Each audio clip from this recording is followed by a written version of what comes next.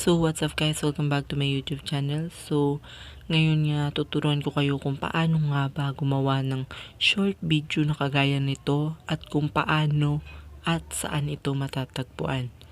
So, bago tayo mag-start, papasukin muna natin ang ating intro.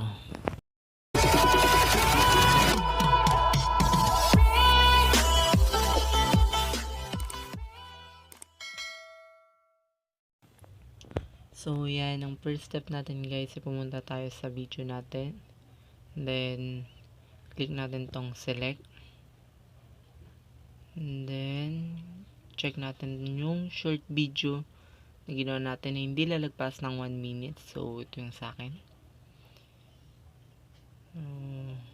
Then, dito sa share sa baba, click natin. Then, punta tayo sa YouTube. So, yan. Guys, huwag nyo po palang kalimutan yung size ng video natin dapat ay 9:16. Yung size ng video natin o patayo yung camera natin para pumasok siya ng short video. So, ngayon lagay natin yung title niya. Dito, paste ko na lang siya.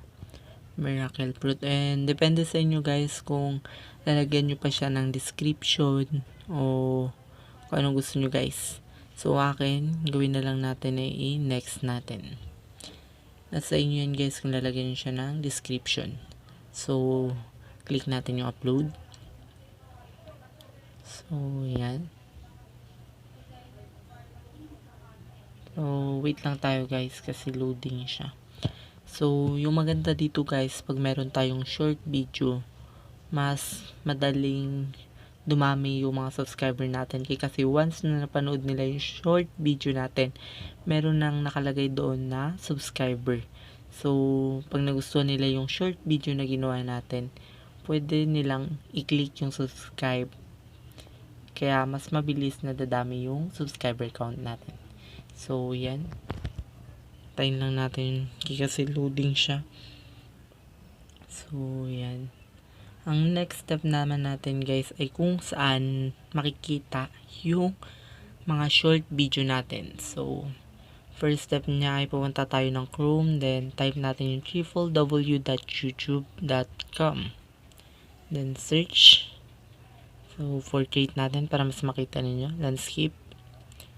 Then, i-click nyo lang yung profile picture ninyo. So, ito. Punta pala muna tayo dito sa desktop site. Dahil wala tayong laptop na ginagamit. So, ito. I-click nyo lang po yung box na yan. Then, ganito na yung mangyayari. Bago pa natin, i-click yung profile picture natin. So, yan. Loading siya guys. Kasi yung desktop site natin. So, yan. Dito mamaya yung profile natin. Dito siya sa gilid lalabas. Then, click natin. Then, hanapin natin yung your channel. So, wait lang natin guys ng ilang sandali. Sa mga hindi pa po nakasubscribe, please like, subscribe, and hit the all bell notification bells para updated kayo sa mga next video na ilalabas ko. So, yan. Nakita nyo na yung profile ko guys. Then, click lang. Then, hanapin ninyo yung your channel. So, tuturo ko na lang. So, yan. Then, click nyo. And then, dadalhin niya kayo sa mga video niyo. So, yan. Pag nandito naman kayo, guys, pindutin nyo lang yung customize channel. So, yan. Customize channel. So, ito. So, hindi ko na siya ipapass forward guys. Kasi maikli lang naman yung video na to. So, nagpatagal lang dito yung loading. So, wait na naman tayo ng ilang sandali guys para dito. So, yan. And then, hintayin natin. Tapos yung loading niya.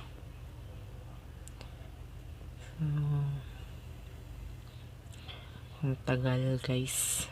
So, Ayan, scroll down lang natin siya. Dadalhin niya tayo dito sa layout. Then scroll down lang natin. Mapapansin nyo guys, makikita nyo na yung short video na mga in-upload ko. So, turo ko guys.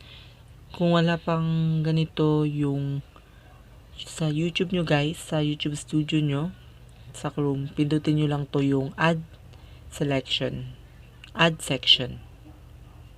So, hanapin niyo dito yung short videos, then click nyo. So, ito.